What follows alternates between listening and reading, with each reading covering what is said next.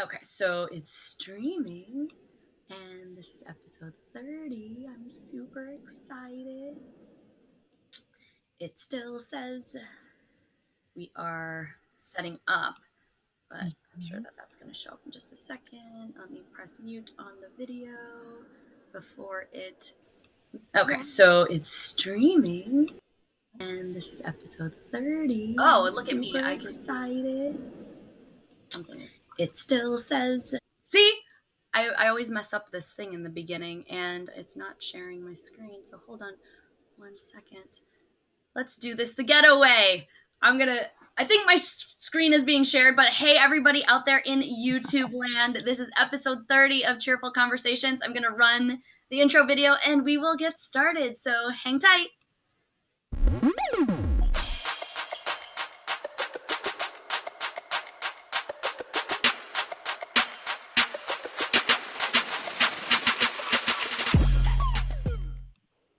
All right. Molly, did you hear the sound of the video? Yeah, I heard it all. Yeah, it was awesome. You guys, this is so crazy. So on Monday, I was supposed to have another person on this show scheduled for today.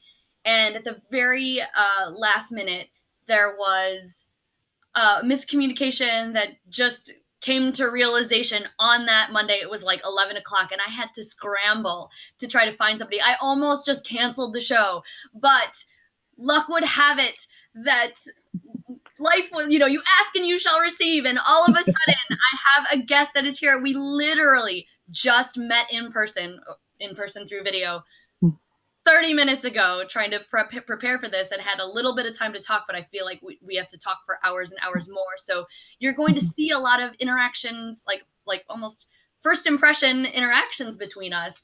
And I'm so grateful and excited to introduce to you our theme for today, which is attracting true love. Did I say that right? Attracting true love. There's like the TRs.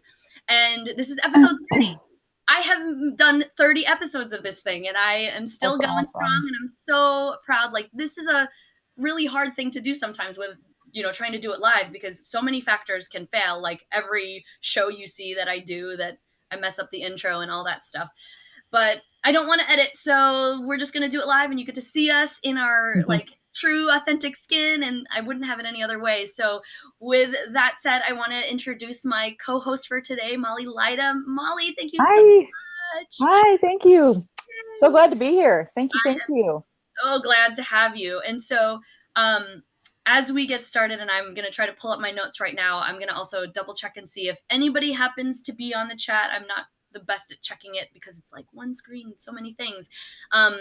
I'm going to have you explain to everybody what it is that you do, and just tell us a little bit about yourself, and we'll go from there. Okay, great. So I'm Molly Lyda, as April said, and I am a marriage family therapist, and I'm also a coach. And I support women in doing dating differently and creating the life, the relationships, and the love that they truly desire.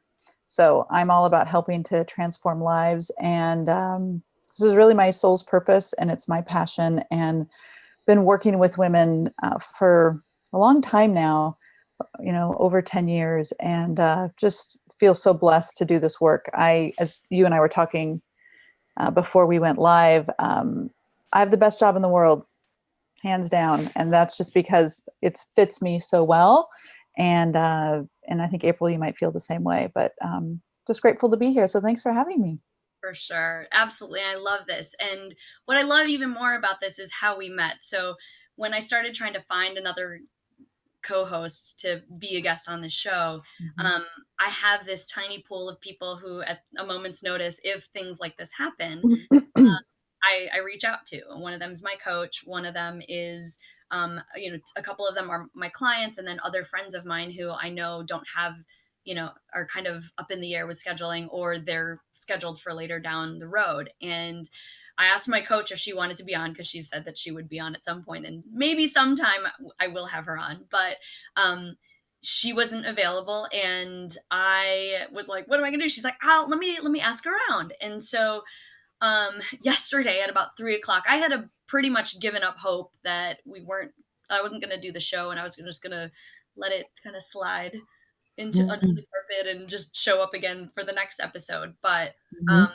as luck would have it, Barb, our coach, Our coach, our Barb. our coach, at 3 p.m. Central here, like this is less than 24 hours. I secured a guest, and so it is, and I did it out a lot of stress. This is something that I definitely don't want to do, and it was a really good test to see how easy is it to put the show on. And we've put together processes. It's taken a long time to get to this place where we could literally flip an entire show and all the promotion that we had scheduled for it in a less than an hour. And so Yeah. I'm all about trying to make sure that we do things in a very streamlined and easy way and a fun way. So I was ready to just say, let's just not do it. It's not worth the hassle, worth the stress. But we get to be here today. So, and I Yeah. love it because we get to talk about love and relationships, which has been a topic that I've wanted to feature on the show, but haven't had the opportunity yet. So it's like so many things that are great about what we're going to talk about today. And so you've got somebody who's coming with all this expertise about relationships, who primarily helps women. And I, talk a lot about relationships, but I'm not necessarily like a therapist or an expert on that. But I do understand so much about relationships, and I work with both men and women on that front if that is their biggest pain in life. So we're going to share some great advice, feedback, have some conversation, bouncing off like what, Yeah. our experience has led us to believe, see if it's same or different, or if we get to learn from each other. And hopefully help any of you out there who are looking for true love to really find that. So before we do that, there's a couple more things that I want to do. I ask every one of my guests something like a fun fact about them, or something that they geek out on that has nothing to do with work, because we've already heard that this is your life's work and this is something you're passionate about. But is there anything else that you, Molly, just is a fun fact or some unique thing about you and your personality that you can? So I've been thinking about this. I think I'll actually give you two things. Awesome. Aren't I a generous co-host? So one kind of interesting, odd thing I think is for me. I love I love folding laundry and putting it away. Oh, I love it. Kind of getting the laundry going is always a pain, but there's something about having clean, fresh clothes, and I air dry a lot of stuff just because I don't want anything to shrink, and especially because I'm tall. But like folding and making everything look nice and then putting it away is like huge satisfaction for me. Oh, I love So it. that's one. And then the second thing is I love to watch football. Football is just a sport that I absolutely love, and NFL or college?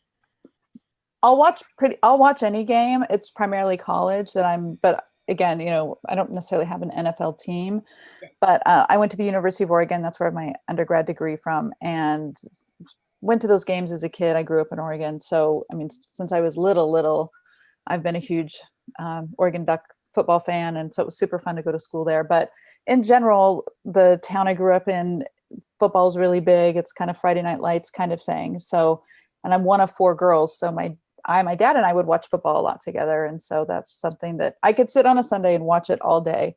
I Yeah. don't do that because then I don't feel very productive. So, Yeah.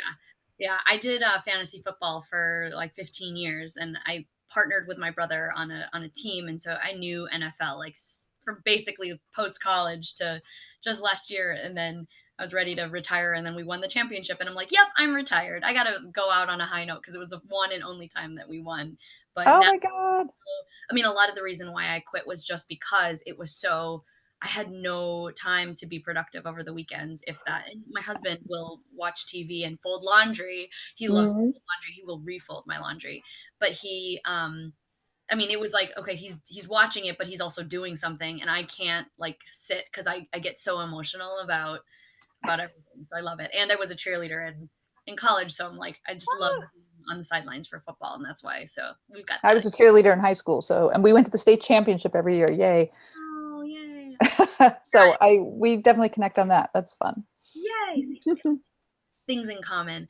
Okay. I just realized that I closed my chat box for our group, so I'm going to get that open again, but I'm afraid that it's going to open up it's going to make some noise. So I'm going to do that. But the next thing that we're going to do is I have a series of questions that come in this box for this game that I have called Vulnerability is Sexy. And there's 3 different topics, and it's just basically like a icebreaker question that kind of gets us going. So I'm going to grab that while I try to pull up our chat box for YouTube, see if it starts talking at us. But you have to pick one of the categories. So either what are the topics? The topics are vulnerability, which is the deeper questions, icebreaker, which is like a good thought-provoking question, but a little bit lighter, and then laugh a little could be a funny, silly question with a funny or silly answer.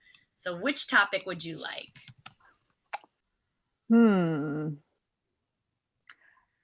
Part of me wants to play it safe and do the icebreaker, but we could also do the funny, silly. Okay. Vulnerability is always real and raw. We're going to talk a lot about that, so I'll kind of leave that. Cool. Yeah, that's great. I've had a lot of people being like, let's just go vulnerable. I'm like, great. At what point am I going to run out of? Okay. So let's do it this way. Pick a color, blue or yellow. That'll choose the topic. Yellow, please. Yellow. Okay. So that's laugh a little. All right. So I don't know what the question is until now. Look at how ironic is this. Let me see if I can zoom in on it. Name your favorite and least favorite household chores. So we already know that laundry is your favorite. So what is your least favorite household chore? The floors. The floors. I mean, sweeping, Swiffering is okay, but like mopping is not so fun. No. Okay, so my favorite chore to do. What is my favorite chore? I almost want to say like managing the calendar like is probably my favorite. Yeah. That if you can consider that a chore, you got to, right? Like yeah, and that's Tetris. I mean, especially if you have 3 kids, right? And I mean, you've got all kinds of stuff happening. The 3 kids include my husband's one of them. Okay. So managing the calendar and just kind of handling all of our scheduling commitments as a family is probably my favorite. Least favorite, hands down, is cleaning the toilet. I cannot do it. It's just no. Unless like you go in and clean the toilet after every use and it's just already kind of clean. So it doesn't need to be cleaned. No. And then it's like I'm living with 3 boys and like toilet seats up and that's not even the worst of it, but just my youngest forgets to flush the toilet and it's just not okay. Bathroom time is not so fun. It's or toilet time doesn't sound so fun. Toilet time isn't a no-go. So now I have all of our stuff together, and I think after that, one last thing is sharing a cheerful news story. So Molly gets the Super Baller Award for, getting all the information on how this show works this morning and still making everything happen. But we share cheerful news stories as a way to continue to push the positive news stories that exist out there in the interwebs and media and everything, and to try to minimize even just a little bit the negativity that tends to permeate our media space. And so do you want me to go first or do you want to go first? I'll go first if that's okay. Yeah. And I just have to acknowledge you for making, first of all, just for what this show is, right? And just, and your whole purpose and your message, A Cheerful Mind, there is so much negativity out there. And I was talking with, I'm actually running a workshop currently, and I was talking with some of the women last week about it. Somebody was talking about, we remember, I think CNN has is it on the weekends they'll send out a little alert that's like, all the politics free news, which is really great, which I appreciate. So anyway, thanks again for just furthering more of that positivity that our world needs. So the thing that I want to share is something I actually heard a month or 2 ago. And so it's actually kind of a fact, but it's pretty cool. I think it's interesting and cool. So during the crash, like in 2008, when the economy was going down and everyone was losing money and businesses were failing and all of that, there was one industry that was not affected. The revenue of that industry was not impacted by the crash. So I actually play a trivia game with my nephew sometimes, and we just What come is up with random things. So any ideas of what that might be? No, I'm one of the people who like just doesn't know my social facts. Maybe it's because I keep myself in a positive bubble or anything like that. But No, no, I don't think that I don't think many people know this, but hmm, I have no idea. uh, Entertainment? I don't know. yeah, I mean that seems logical. Yeah. So the industry is the pet industry. Oh, Americans did not want to skimp on the love and the care, the food, the whatever they were doing with their animals and their pets. They love them so much. It really speaks a lot to what pets bring to people's lives. And so mhm. I thought that was so fascinating and different that it's like, wow, people were still going, over and beyond or doing whatever they were doing for their animals because they love them so much and they bring so much to their lives. Yeah. So That that's so great. Yeah, I have a do you have pets? I actually don't. I would like to. I love cats. I love dogs. But I just am gone so much and I'm just in and out that I just would not feel good. I wouldn't be the kind of pet owner I would like to be. So, For but that sure. might be changing. Yeah, maybe. More work-life balance. Yes. We got a dog. I didn't have pets growing up other than like fish and whatever. But we have a dog. His name is Oliver. He's 13 years old as of last Oh, day, and so I know that my days might be numbered soon. And oh, I'm trying to milk every minute we have with him, and he's oh. slowing down. And usually he's in the room, but he didn't make it when I shut the door, so he's out in the hallway somewhere. But yeah, so much joy. It's like it was. I feel like it's one of those things that I feel like every human has to experience because it's like having that Yeah. relationship with a totally different species is like amazing. So Oh, and so unconditional. And what wonderful. kind of dog is Oliver? He's a Pembroke Welsh Corgi, so he's got like the short legs, no tail, and like the big ears, and he was the runt of his litter, so he's kind of scared about stuff like but he's like also going deaf, so like now things don't scare him as much because he can't hear it, Oh, and that's just an advantage. yeah. But he's like the perfect like chill dog. He like can be very energetic, but can be super chill. Mm. More so now in older age, but it almost like it was almost like he like took on the energy of me and my husband when we first got him, and he like just knows he knows like when to have fun, but like when to just like chill out and relax, and he's Gosh. definitely getting the rest for all of us. Sounds like he's the perfect family dog. Yeah, he barely barks, and I mean, I don't think he could save us from like a robber or anything, but maybe I shouldn't have said that out loud because now people will come rob me. No, I'm just kidding. So, so yes, animals amazing. Okay, so I will tell you what I found, and because I was on the cusp of like, maybe I'm not doing the show, I literally had to find something today. So this is from the Today Show website, and I know that like people have like mixed ideas about going and doing um, those DNA tests and Oh, yeah. those various like family tree websites and stuff. I mean, some of them are there's good things that can come from it, and then there's like some skepticism that could come from that. But anyways, there was this woman who took a test, and she was seeing like in her connections that this other woman who was maybe like 20 years younger than her grandmother was kind of in the family lines, but it wasn't somebody who, looked familiar. And when she looked at the profile of that person said, like, I don't know who my parents are. And so come to find out that that is actually her grandmother's daughter. So like confirmed that they are family, and she was able to reunite her grandmother and her oldest daughter together, and was because she's a photographer, she was able to like document Oh my God. visually this first time encounter after like her grandmother's 90, and Oh her my daughter God. who she put up for adoption when she was younger like was 70, like so they had gone their entire lives without each other, and now this late in life they still can have this amazing connection and Oh my all that, God. which is amazing. Like I thought that was really heartwarming, and you know, Uh, I was like, I want to know more of the circumstances, but I think that that's still not. the backstory is the fact that they're Sure. together. So I just thought that that was super positive. I bet the photos, like, it makes me feel almost a little bit teary, just like that's those Yeah. kinds of reunion things are so beautiful and so powerful. So I bet they were Yeah. I'll just share my amazing. screen just so that Yeah, you can yeah. see it. Um, let me do that. Can you see it? So this is like them hugging. Oh my God. Super cute. Um, That's super sweet.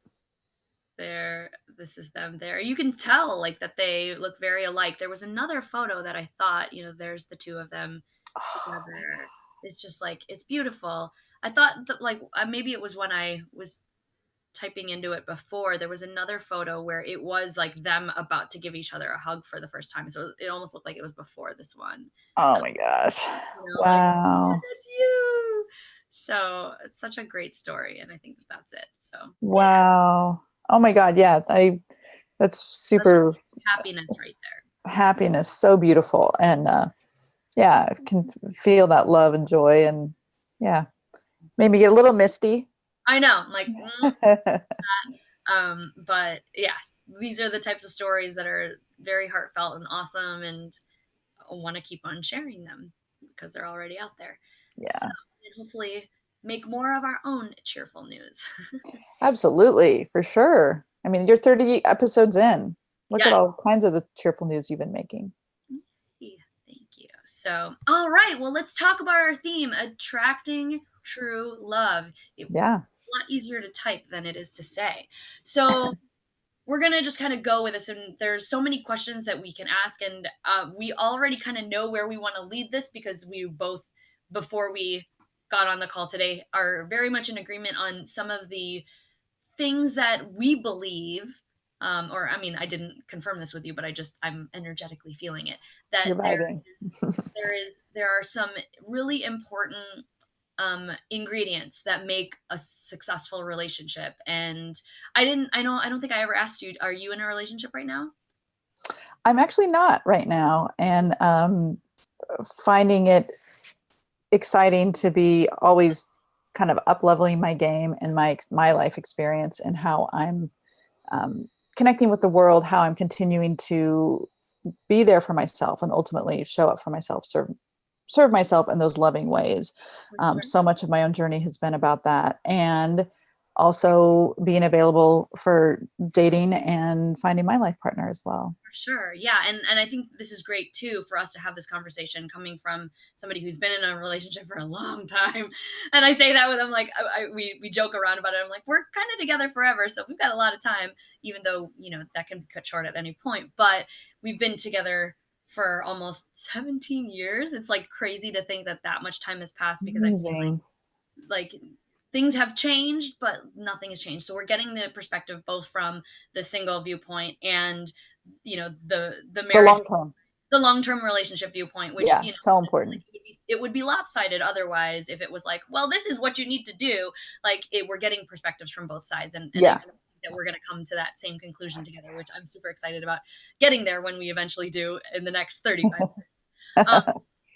But where do we want to start?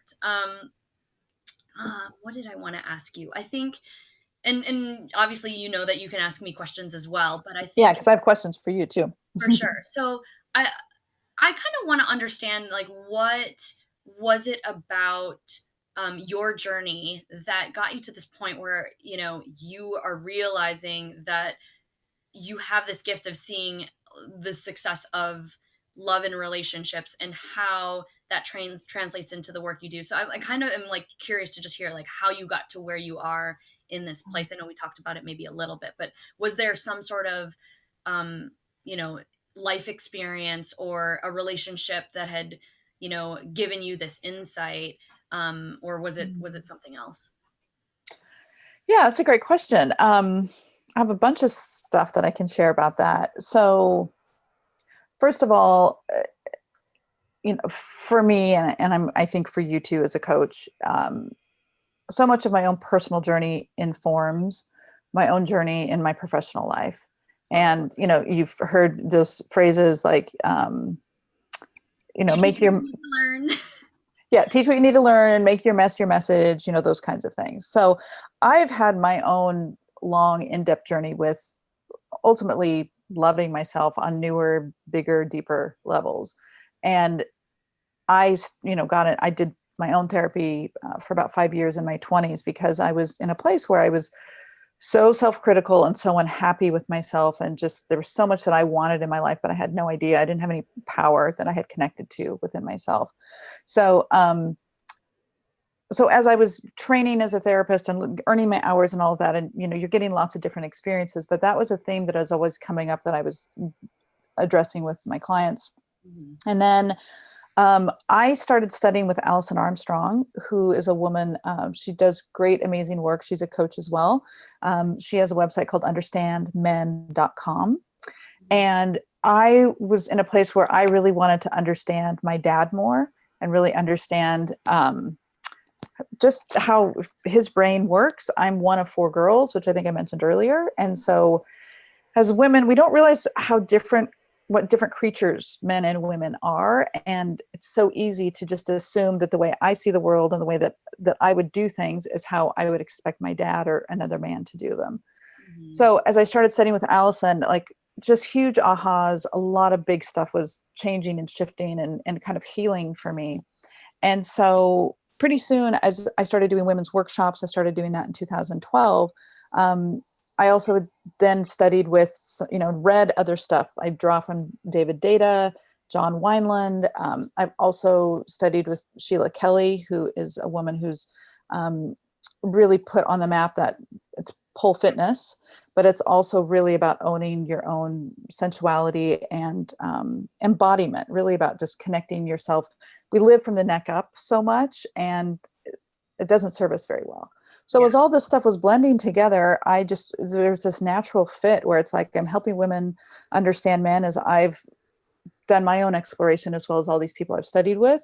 And I'm always deepening that journey of self-love and supporting people in showing up where they're, have giving themselves more permission to, not have it all together, and finding ways to step into having it together or whatever that is, but to have so much more love and grace and understanding about it. A lot of women I see are so critical. Sometimes it's even hard to connect with them in my sessions, whether it's phone, Skype, or in my office, because I can sense that they're so hard on themselves that they almost can't even relax in the room. Yeah. So Yeah. that's a little overview. Yeah, for sure. And this is like so many things where I'm like, this is where we can take the conversation. So I think from the perspective of, things that I've seen. So I've been married since I'm 26, which, in hindsight, I'm like, that's kind of young. But when I was going through it, I was like, I'm old. And it's funny to see how things have shifted, and, watching myself mature, watching my husband mature over the last almost 20 years, and just knowing who we both were in college and who we are now are, totally different, but still the same people. And I think, it's funny because as you kind of grow older, and I think that most of my audience is, middle age now. So, when you're younger, it's a little bit easy to find people to date because you're immersed in these social circles, right? The people you go to school with, Mhm. the people that live in your neighborhood, the people who know people. And, Mhm. social media takes it to a totally different level. It's like, who you, which, is something that we probably didn't get to experience when we were younger. But I noticed that it gets harder as you get older because you're starting to mature and you're starting to realize what it is that you want. And, it just evolves over time, and you start to have higher standards as you're older. And I know a lot of my female friends who are still single, a lot of it was like, I'm getting older and I'm feeling this fear of like my clock is ticking. Mhm. And then it's like, okay, well, I need to find somebody, but then should I sacrifice like my standards to just be able to have somebody? And I see that a lot for women and people that I might talk to who are still single and are, like, still trying to figure out their flow. And I have my perspective from somebody who is married and have kind of experienced that, but I also come from this place of like I've been with somebody, so I've kind of grown through it. But in your opinion, like, Was that ever a conversation that you had with yourself, or is this something that you see a lot with your clients where they're like, where do I cut? Like, where do I skimp? And do Mm, you, because I believe that like you shouldn't skimp, but I also think that you shouldn't be rigid. So it's kind of like I'm not really answering the question, but yeah, because every marriage and every relationship requires a little give and take, right? So you can't just be like, you absolutely. have to have all of these things. And that video that you sent me yesterday where people are like, I want him to look this way, or have this color eyes, or be this tall, like I think that's too superficial. Like it's Mhm. more of, I totally agree with you, it's more about how that person makes you feel or how you envision yourself with that person, Totally. instead of like setting this like I only like this ethnicity, or this person has to be this minimum, this height, because I'm this tall. Like those are not things that I feel like you should, like those are the things I feel you could sacrifice, right, if you're gonna have sex around that stuff. So yeah, Yeah. Such good stuff. yeah, I think that so the settling, that's kind of what you're one piece yes, that you're talking about. I couldn't think of the word.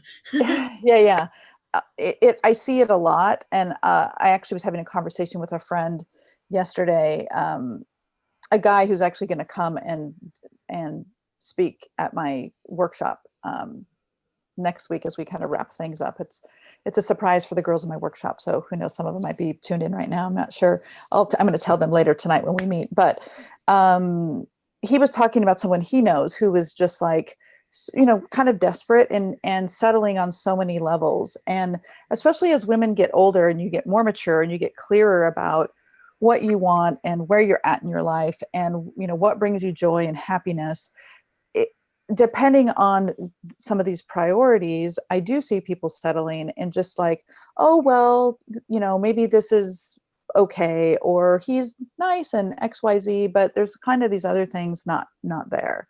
Mm, So that's a big piece that I work on with my clients. And so much of it comes back to who we are as women and this idea of havingness.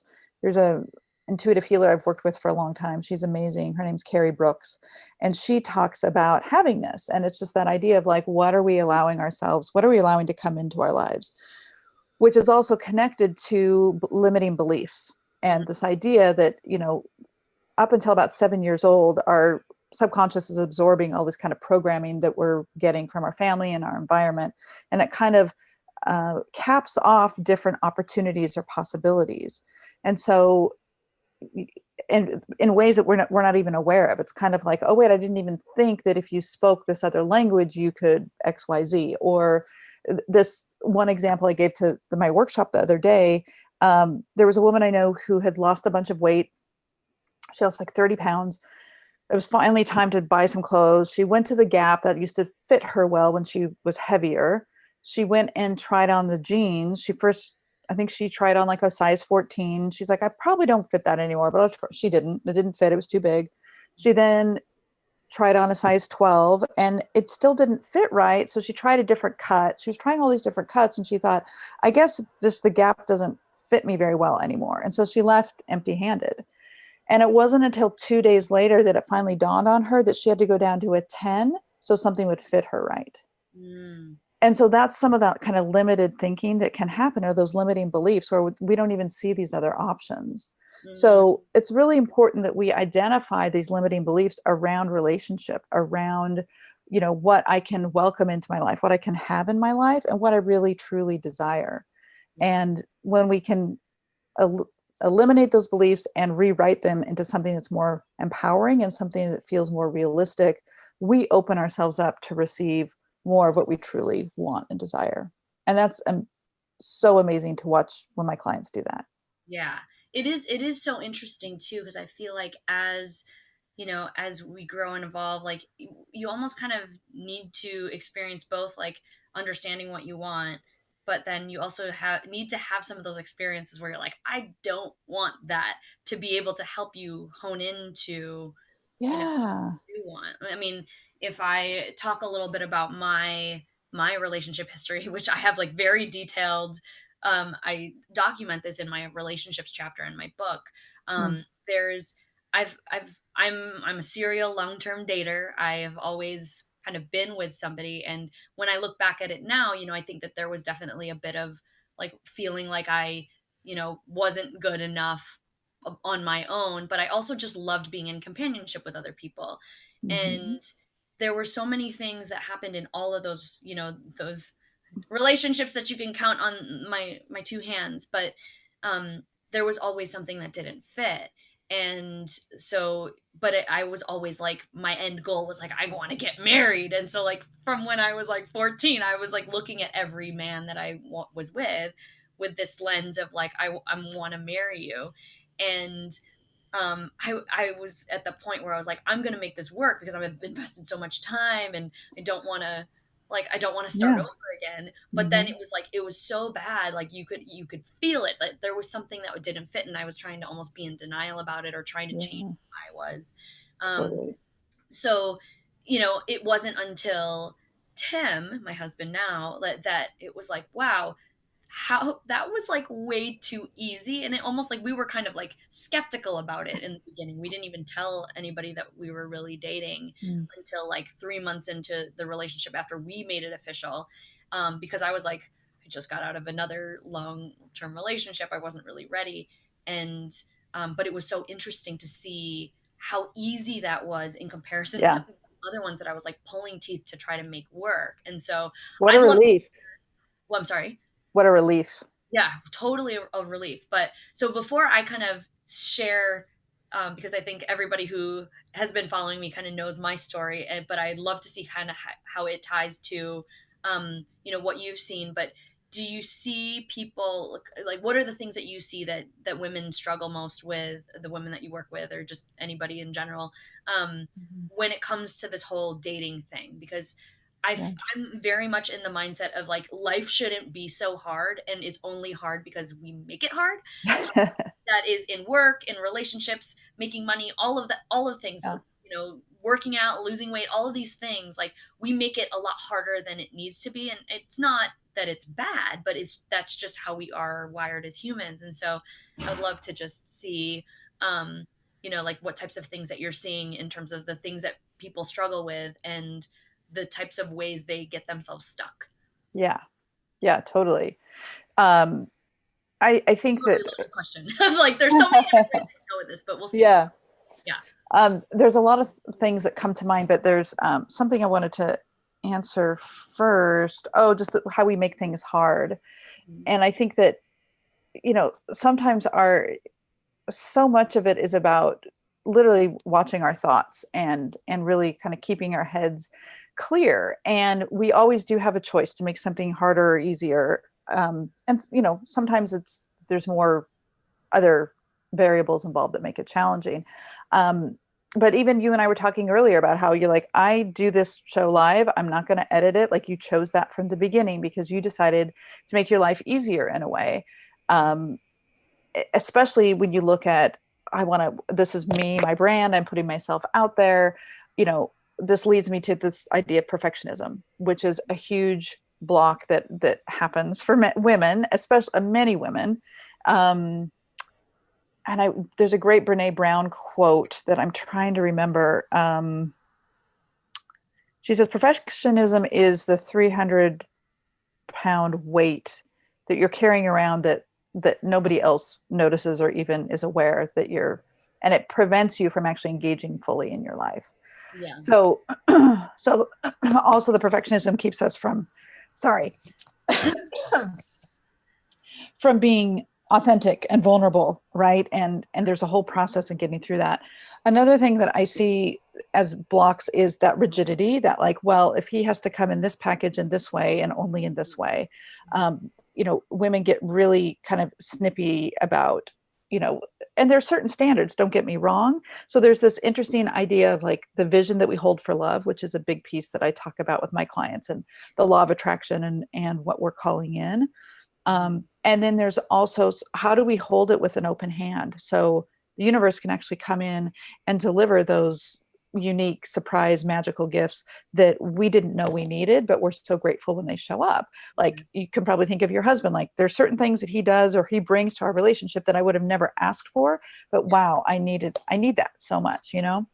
Maybe some Um, things that I didn't ask for too, but that's another that topic. is, I love him to that death, is, but it's like, I think that there's also that piece of people not realizing that like a relationship is never going to be perfect. So if you're trying to yeah. come in with that perfectionism, like you're setting a really, really high bar, and Mhm. it's almost like not it's almost really impossible to manifest, just because like you have a certain perspective and he has a certain perspective, and we already know that men and women don't think the same. And if you can't come to some sort of agreement or understanding within that, it's like it's gonna be challenging.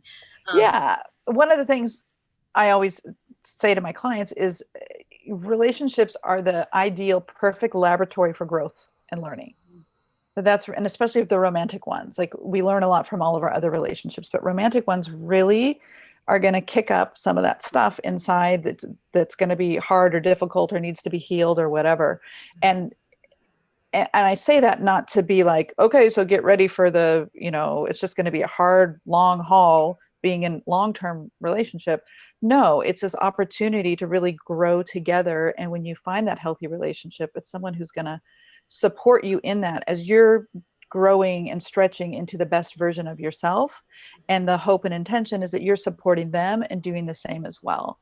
Um, the other day I was reading some excerpts from A Course in Miracles, that there's a spiritual text, and this Course in Miracles defines there's a special relationship, which is the relationship that's, well, what am I going to get out of it? Especially that, honeymoon phase, like, oh, and all this great stuff is happening and I feel so good and they make me feel so great. And then there's a holy relationship, which is really like, I'm going to love you beyond the flaws or the challenges or whatever is happening between us and with you. So you can still be the biggest and the best of who you are and ultimately grow closer to spirit and to God.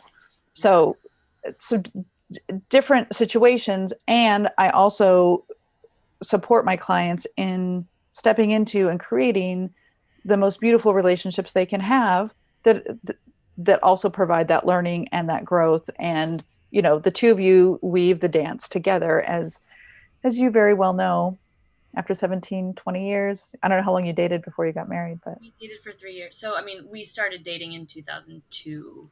So yeah, so we've been together total yeah. 17. It's just I don't know why I get so giggly. I'm like, wow, that is my second longest relationship. And granted, like I was 22 when we started dating. Like my second longest relationship was like 4 years, and then but after that was like 2.5 years. So like I've been like in a lot of relationship, or in a very few number of relationships, but for a really long time. And it's funny. It just makes me giggle because I'm like 17 is a really long time. Like Yeah. Can I ask how you guys met? I love hearing people's yeah. stories.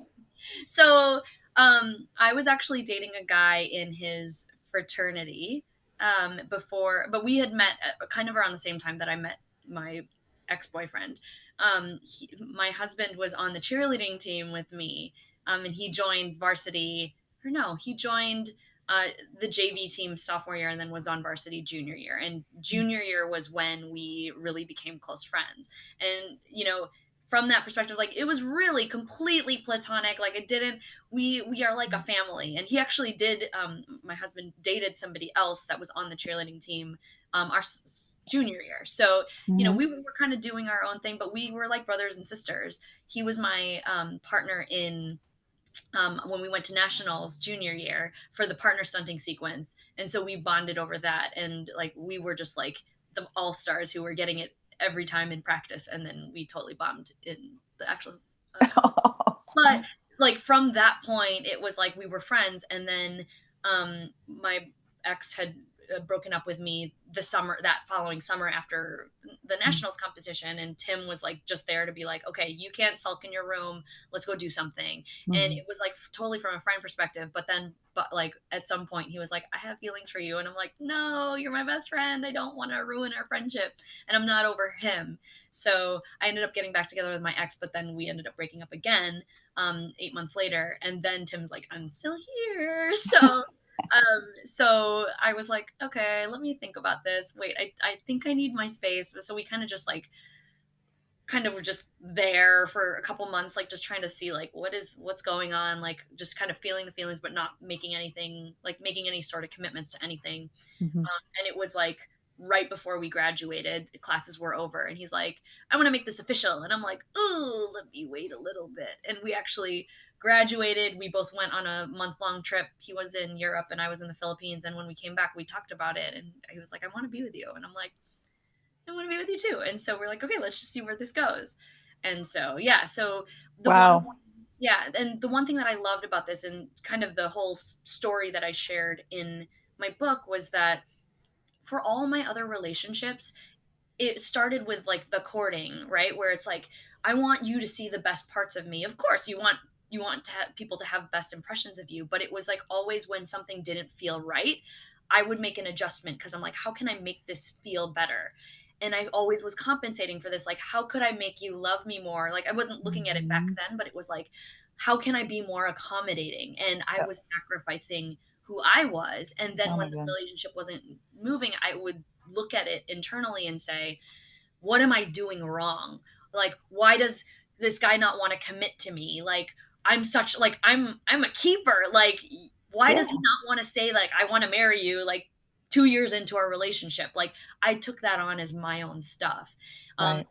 And I had other boyfriends who were a little bit were really really great in private circles, but then outwardly um, I almost looked like I was a nuisance. And I was like, I know who you are behind closed doors, but why can't you be that way in front of other people? And I struggled with that and I tried to be Mm. okay with it, but that wasn't okay. And Yeah. then the other, another relationship, like that person was not secure with me and was always jealous. And I was like, I can't do this. Like, I am wholeheartedly 100% committed to you. And like, no matter what I say, you don't believe it. So like all of those experiences made me see that I was kind of shifting who I was to accommodate the relationship. But with Tim, it was just kind of like, okay, here I am.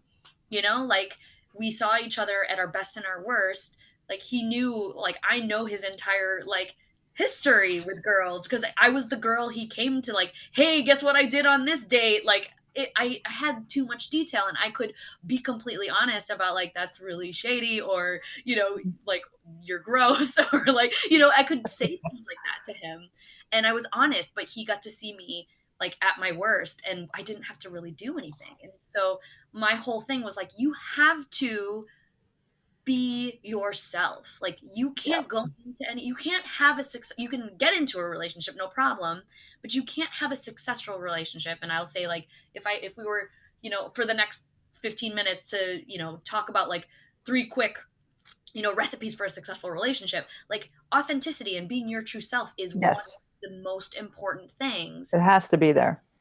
Has to be there, or Mhm. you know there might be more conflict down the road, and maybe things will be okay in that honeymoon phase and whatever phase is before, and having kids and doing all those things Oh my God. change the relationship so much. And if you don't have that foundation, it's going to be hard.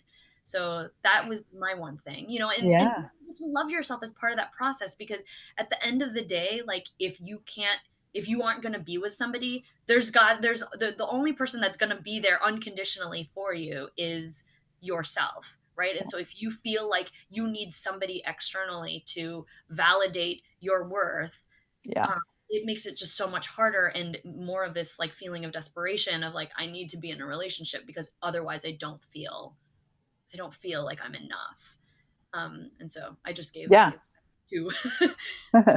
Yeah. No, I completely agree. I mean, I think that uh, it has to start there with that, the relationship with ourselves, and that's a deeper work of what I do with my clients. And there's different levels of it, of course. Um, One of the things I talk a lot about is that I help women do dating differently, because there's often women come to me and they're like, I've been single for X amount of time. I want to get the guy, get the guy, get the guy. And they approach it almost like a work thing. And so there's a lot of masculine energy that's driving them. And like, it's more about a box they want to, bless you, that they want to check off the list, as opposed to, wait, let's turn it on the inside. One of the things that often happens is after somebody will come in or I'll be doing a session and I'll just say, it just sounds like you're really disconnected from yourself, whether, life is crazy and whatever's happening and they're busy, and then they're not feeling anything from their boyfriend or their partner or even in the dating world. And so we have to slow down for a minute, and I'll take them through like a guided meditation, and they'll come out and it's like, oh yeah, like I've been so outward thinking and feeling that I haven't come back and aligned in here. So absolutely, that has to be number one. And that's the I believe that's part of the beauty of life, because that's where we're continuing to We have like frogs in our throat today. I know, that's where we're deepening ourselves, always. So in a successful relationship, that has to be there first, the relationship with yourself and how you're continuing to grow and relate to yourself. Mm-hmm. Communication is just has to be there as well. And part of what makes communication work so well is how honest can you actually be, and be true to who you are, and be honest about speaking your truth about what you need, about your feelings, whatever it is, and then finding ways to express that is diplomatic, it's honoring. Yeah, we're going to have those fights and those highs and those lows. We can't say that that doesn't exist, but there's ways to do it with love and respect, versus going for the jugular, that kind of thing. Yeah. So the relationship with yourself, the communication, I think also two other things just quickly, because I know time is flying. Yeah. As much as I think our culture is really focused these days on us getting our needs met, which is so important, and learning to speak about them. And I've been noticing lately, there's so many different songs in the last couple year or two that are coming out about like, I love myself, especially like female artists. I love myself, or I'm taking care of me, and which is so powerful. Yeah. And often when I've worked with couples in the past, couples will come in and they'll be sitting on opposite sides of the couch, and he'll say, well, I'm just waiting for her to blah blah blah, and she's sitting here and saying, well, I'm just waiting for him. So there's this lack of giving in some way. Sometimes we're so interested in like receiving, or thinking that we need these things, which a lot of them we do. But if we were to step into that giving at first and say, I'm going to really make sure and cheer him on with this work thing or whatever, or I'm feeling really frustrated and I really want to go off on him, but I'm going to choose a different way this time, it changes the orientation of things. And pretty soon, before you know it, you'll start getting more of what you need and want as well. Yeah. The last thing I'll say out of these four is, and this is a bit of a catch-22, when we expect the other person to make us happy, you're going down a rabbit hole of a spiral. And yet we know when you're in love, when you're in a partnership, you do make each other happy. We can't say that that doesn't exist, but we also have to participate in that with a balance, knowing that ultimately I have to make myself happy. And so that comes back to the as I was saying, like reconnecting with yourself, and where do I need to be inspired, and what do I need to do in my life that I can share with my partner or do on my own. But it's about juicing yourself up so you can participate fully. Totally. I 100% agree with that. And it's interesting because I've just like lost my train of thought for just a second. When I there are certain times in my past relationships and even in my current one where when I'm like hoping or expecting or just assuming that you know, my partner is gonna get it. And that, I'm sitting here making this story like, well, it's Valentine's Day. He should take me to dinner, or he should, do something nice or whatnot. And it doesn't happen. I, in the past, would be very frustrated and just, throw my arms up and um, get in this blame situation. But I think some of the recipes of that is if I did want something and I made that expectation, I have to acknowledge that it was an expectation. And Yeah. men cannot read our minds. Nope, they cannot. Like we might be, because we're maybe generally as a gender are more empathetic to a lot of what's going on And there. intuitive. Mm-hmm. Yeah, we have that intuition, and we feel those things a little bit more. There's still like we can't read their minds. Like we don't understand the psychology of why there's so much joy in just watching so much TV or whatever that is. we can't read their minds and they can't read ours. And so the communication piece that we already mentioned that is super important, needs to happen, to say like, hey, you did that thing and that really made me feel like crap, and Mhm. let's talk about it. But not to say like, you needed to do this. You have to come Yeah. at it from this loving way, right? This action occurred, it made me feel this way, how can we change it for the future, or how can Yes. we get to a common ground, and how can we prevent this from happening again? Like, that's so important, like Yes. in all stages. And even, some of these rules apply to, having business relationships. It's any relationship, Yeah, it really. is. But I think there's the other piece of like, knowing, and one of my biggest realizations through my coach training was that I was always so giving to other people, and that same feeling of like, I'm going to give, so then I should receive back. And, there was this big, aha moment for me that was like, if nobody's going to do that thing for you, then, when is it going to be that you can take some of that energy that you pour into other people and pour it back to yourself? Oh Like, my God. it was like, I was bawling. Like, I was like, oh my God, like I never give to myself. And so there's this piece of like self-care and self-love where you're Oh like, my God. hey, I want to go on this trip by myself. There's, there could be all this guilt about, I'm a mom and I shouldn't leave my kids or whatever, but really, like, this is you feeding your own soul. And it And comes you're a better mom when you do that. better Sorry. mom, you're better, you're when you give yourself what you need. And if in your love relationship you're not getting what you want, don't lash out with this like, well, I'm gonna do this. But like, really think about what is that thing that you want for you, and how can you, you know don't pour all your love into your significant other, or everybody else, because you have to reserve a little bit of that energy for you, because you are the only one who knows what you want and need without having to say a word, Totally. right? Because you can have thoughts in your head and be like, you know what, I would really like a mani pedi today, so I'm gonna go do that, and I'm gonna release all judgment and all guilt around it.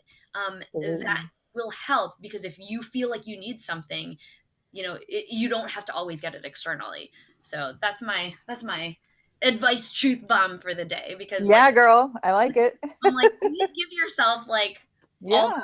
the I mean, and there's certain things that I've done, I joke around about this, like we did a garage remodel, and it made my life really miserable for a few months because it was winter and I work from home. Ooh.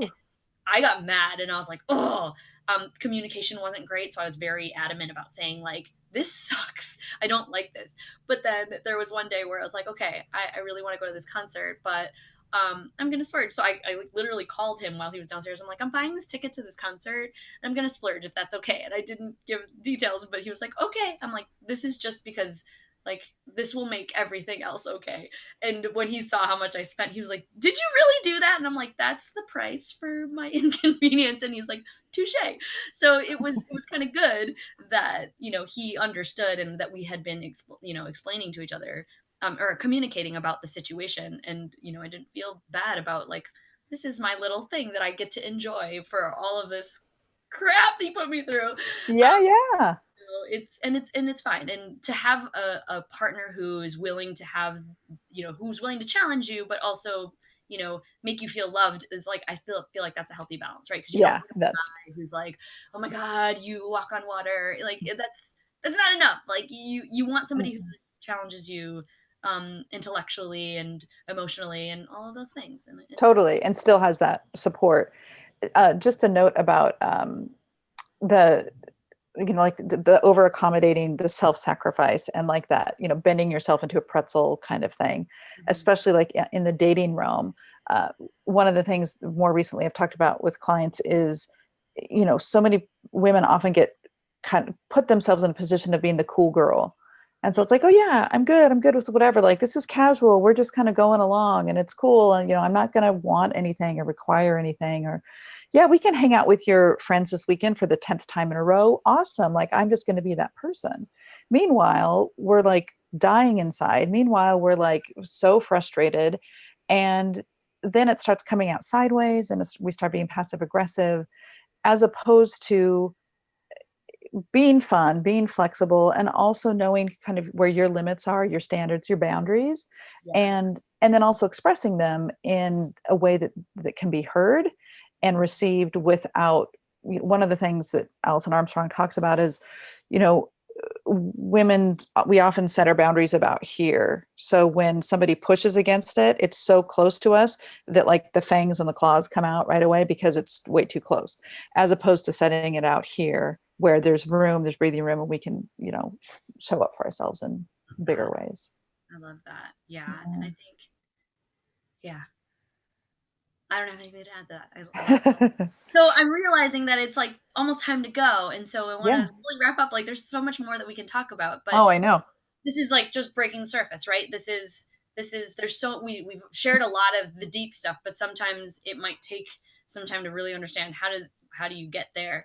And obviously if you are a woman watching this and you're like, I'm realizing this self-love thing needs to happen, or I need to really do this dating thing differently, like Molly is a person to go to, and That's that's right. gonna be my go-to girl from now on. But So um one of the things that I like to close on is generally a question that I've gotten from my audience, and I was like, "Ooh, I found this one," and I was like, "I need to wait for somebody who can talk about relationships."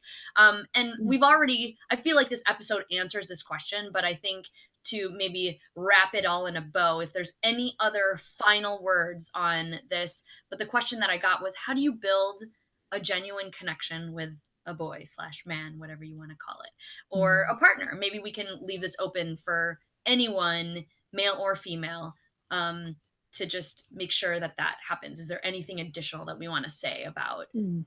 that genuine connection? Yeah, totally. So important.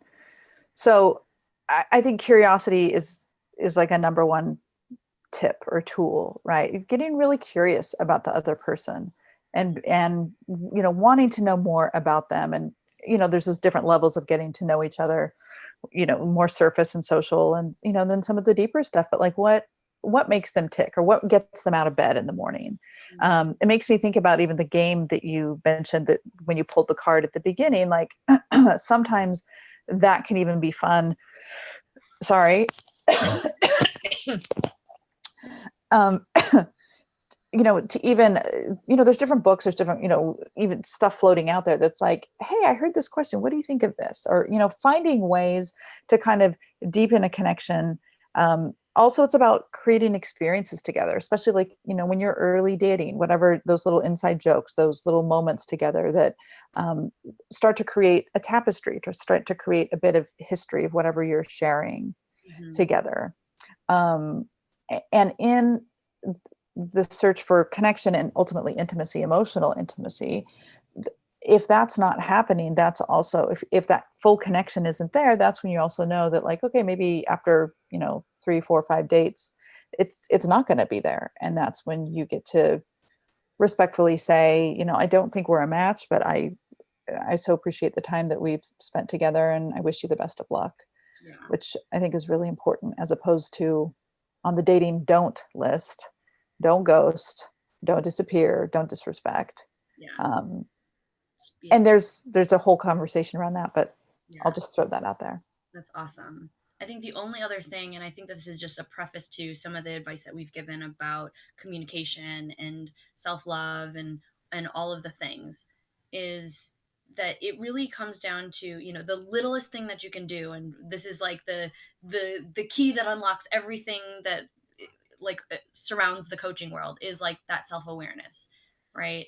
You can't communicate your feelings if you aren't aware that you're feeling triggered by something, or that you're feeling that you absolutely adore some aspect of this relationship that you're in. And so really getting in tune with how you react to things, and it doesn't need to be like, oh my god, I'm going to throw my hands up, or that you need to be outward about it, but Hmm. just notice what, Absolutely. because there's, I do this in everything I do. Even if like somebody says something, I'm like, huh. And I have the reaction, and I'm like, interesting, like, why did I react that way? Or somebody asked me how I was doing, and I was like, I'm okay. Oh, that doesn't sound like I'm okay. It's really interesting to just be aware of what you're putting out, and how things make you feel, because that is the first step to everything.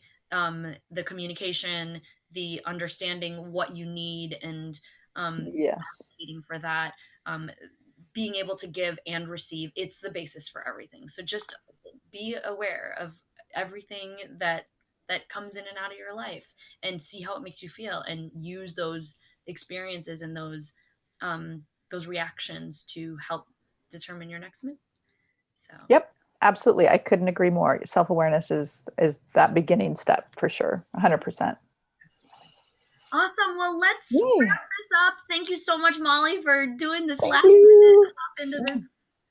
This was amazing, and I know that our relationship with each other was not going to stop here, and we're going to have to Totally. continue to talk all of this out. But for those of you watching, whether it was live or on the replay, thank you so much for checking out episode 30, and see you for the next Cheerful Conversations. Bye, everyone. Thanks, April. Thank you. Thank you. Thank you. Bye, everybody. Bye.